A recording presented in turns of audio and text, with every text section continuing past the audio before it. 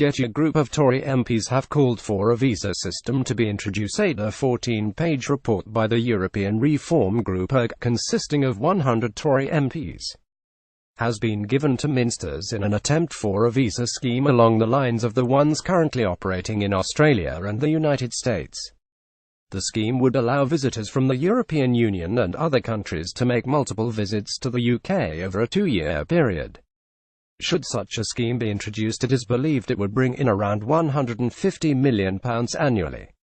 The ERG report, prepared by Craig Mackinlay, says Britain should adopt a similar plan to the US, which charges £14.10 for a visa waiver that allows multiple entry over 2 years.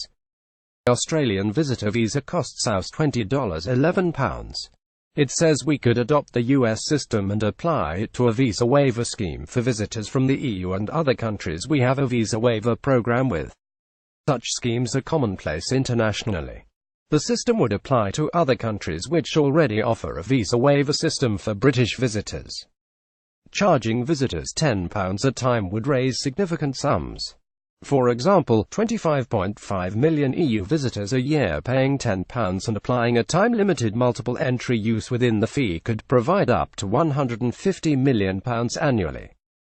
Given the border's budget is currently some £550 million, moving into line with what other nations are doing would fund a material increase in the border's budget.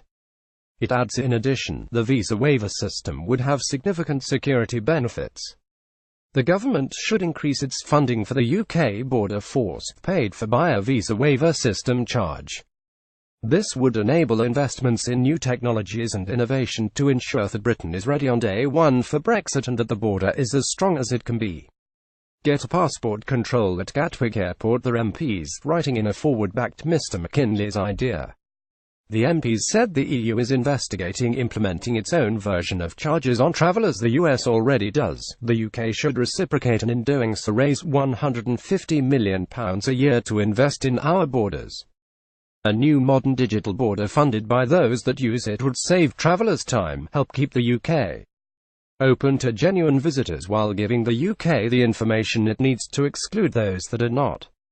They added, Mr Mackinlay's paper sets out that although we are leaving the EU, we are not leaving Europe. Cooperation with our neighbours on borders will remain. With a new advanced border, the UK can gather intelligence and cooperate with the EU to maintain our collective security and tackle the scourges of people trafficking, terrorism and organised criminality.